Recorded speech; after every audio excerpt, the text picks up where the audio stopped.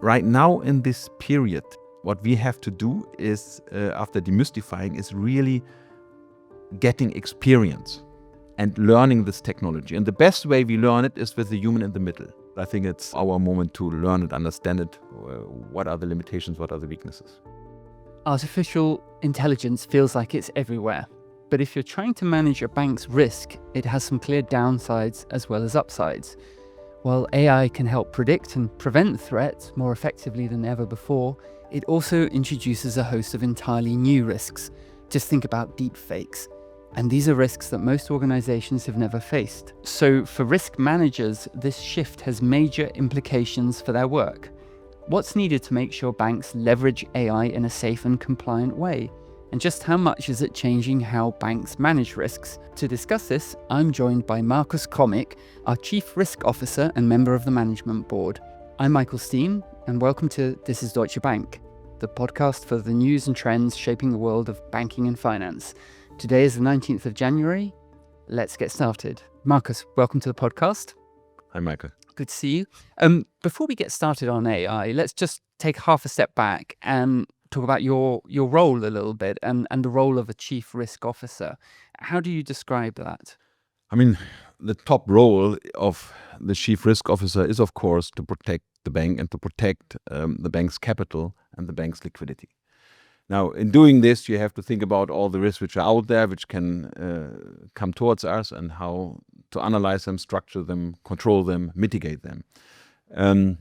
Surprisingly, if you go beyond that, you realize, well, it goes quite nicely together with our purpose. Yeah? We are dedicated to our clients' lasting success and the financial security at home and abroad. And when you think about the risks our clients face right now, financial risk because of all the insecurity out there in the world, we are taking, when we are banking them, a derivative of that risk onto our balance sheet. So our work has to do a lot of with client focus, because we need to understand our clients' risks to understand what we are taking on our balance sheet. So in that sense, we are a very client-focused organization and have to be and become more and more client-focused. And at the same time, we are also dedicated to deliver that service which we're providing to our client, for example, making a credit decision as fast as possible and as client-friendly as possible. So the how we do it has also a lot to do with the client focus. And that comes sometimes surprisingly, that risk management is something which has to be very close to the client. Okay, so it's not just some back office thing, it's looking after the bank's risks actually is also looking after the client's risks, I guess, is Yes. the point there. Okay, but let's then move on to AI. And I'm going to quote you at yourself, because this is quite a thought. You said, "Nothing will transform the risk function as profoundly as artificial intelligence. Not even the crises we've experienced." So I was wondering, can we dig into that a little bit? That's quite a bold statement. You're saying this will have a bigger impact than, say, the global financial crisis? The global financial crisis changed a lot the way how we view a risk function and how important it is and how much we emphasize on governance, and we make sure that we have this famous three lines of defense approach. So the first line is taking the risk, the second line controlling, and then audit, looking at it, that the second line must be strong, a real challenger, a real partner to the business side at the same time. And that what came for me out of that financial crisis as really clear understanding you need a strong risk function in order not to enter into problems. But what AI is allowing us right now, for the first time, we can tackle really easily huge amount of data. And most importantly, for the first time, we can tackle very easily unstructured data, because with Gen AI, we can suddenly analyze text. So that is creating a huge possibility to use data and much more data which were out there. In the past, we thought about AI models and machine learning for already 20 years ago, but we always felt, well, we don't have enough data that it makes sense, and simple methods typically did the job as well. Now we basically have tools there and computing capabilities, especially also in the cloud, which allow us to make much more complicated data aggregations and bring us much more further. And at the same time, this technology has reached a maturity where you also can use it for reasoning. So not only for summarizing or finding an anomaly, but you can also use it to re-emulate, so to say, a human decision. So it's not just looking at the document and analyzing it, saying this is what it's got. It's also being able to say, well, using first principles, this looks very risky or whatever. So it can assist the risk manager, I guess. Yes. Okay. Or comment on something in a certain perspective. And so then the perspective is that's going to greatly enhance the productivity of people working in that function because they can just get more done. Is that the right way of looking at it? Yes, we can also use it to point the human mind to the more complicated task or to the more specific problem, and also maybe be more specific to direct him right away to the more specific problem. Okay. And how much are we already using this as of today? Or can you give us an idea of where we are on that sort of transformation? Yeah, first of all, I think it's important to understand when you look where Deutsche Bank is. I mean, many of you use Deep Lumina or Copilot now, so we have, of course, those tools which you can use for your daily work, for your emails, and so on. At the same time, TDI made significant investments overall in an AI-capable infrastructure that we can. TDI, our technology TDI, infrastructure division. Yeah. Exactly. So and then they basically created an infrastructure which really allows us to use also more complicated, using agentic approaches, and to implement them into work process in the bank. And that work was done, I think, over the last years is a fundamental important investment in order to now harvest what this development which we see now progressing month by month, and that is very important. On that,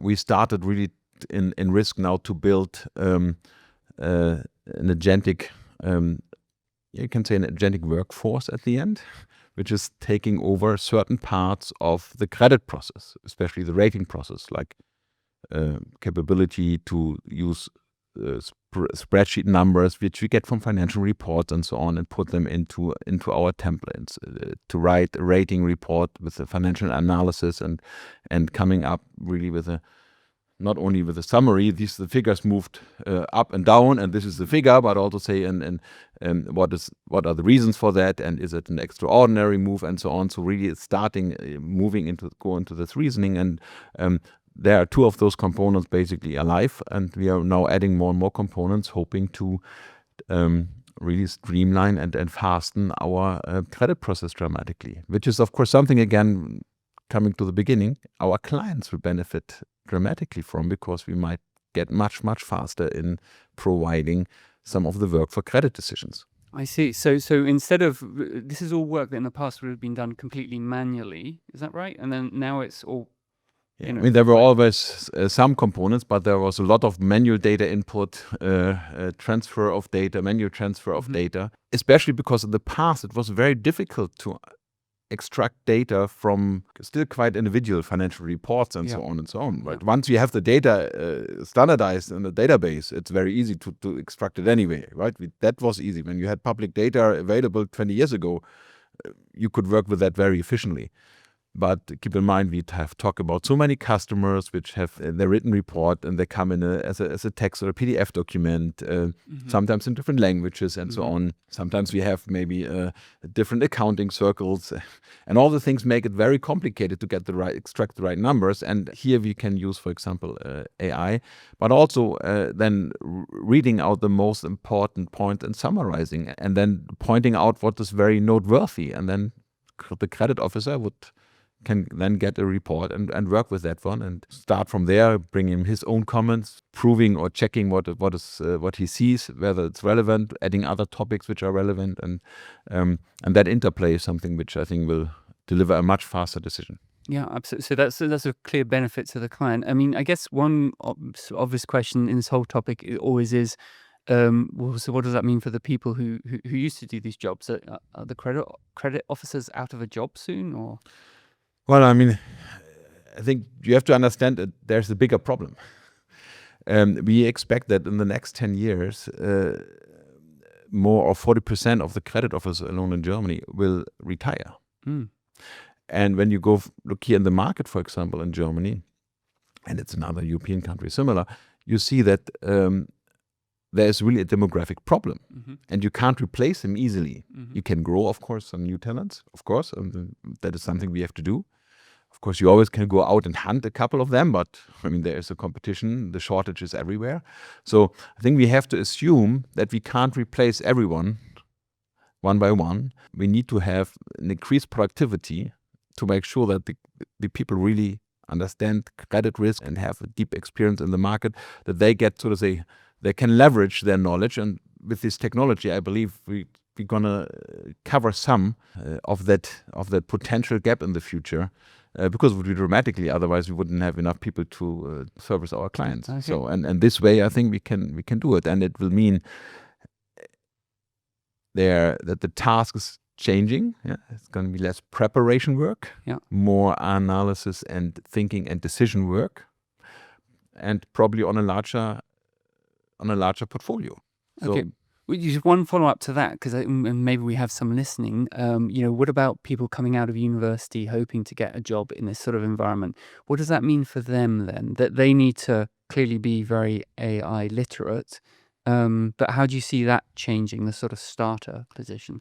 You need to be very careful in your recruiting thing, that you never say, okay, I don't need the juniors anymore, because actually the AI can do the job of the juniors, because at one point you have a training gap.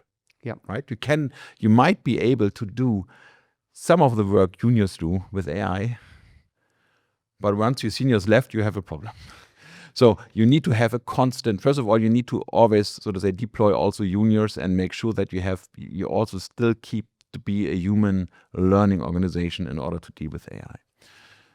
Secondly, yes, they bring, of course, a lot of those skills from the education, which is beneficial for us and might also be fruitful for the teams, that they, on the one side, you have some experience checking the AI. On the other side, you might have some young, sort of, experience knowing also how to leverage the technique anymore. So I think if you have those joint teams, that is something which is really fruitful and pushes things forward. But to be very clear, the ability of critical thinking is necessary for everyone coming young or older. The ability of combining dots, working interdisciplinary, stays very important. The ability to communicate topics stays very important. The ability to also explain why you maybe say no to a certain decision, or why you want to alter a certain risk profile, and that you have these, they can communicate it, that you also have this, sort of say, the backbone and the spine to do it, stays very important. All the things AI can't do for you. While it's great if you bring some skills, maybe AI technology skills and so on, they might go away in 3, 4, 5 years already, because the new technology comes around the corner. But what is those other skills? They stay there forever, and they're going to be important in a risk function with or without AI. Okay, a fascinating and really valuable point. Thanks.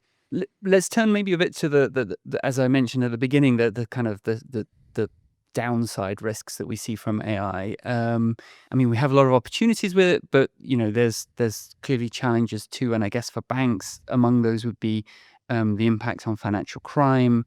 Or the risk that AI is sort of a black box, and how can you sort of demonstrate that it reached a reasonable conclusion for you? I mean, from your perspective, how are you looking at those kinds of issues, and what do you do about them? So I think you really brought the two most important aspects of the AI use. First of all, this technique can be used by people who have bad intentions. And it makes people who have bad intentions more powerful. You can make more sophisticated cyber attacks. You can make phishing emails and so on. Some realistically, you hear about calls at grandparents, whatever, emulating completely the voice of someone. So Of course, we can use it maybe for many other areas of fraud, much better than before. That is really just a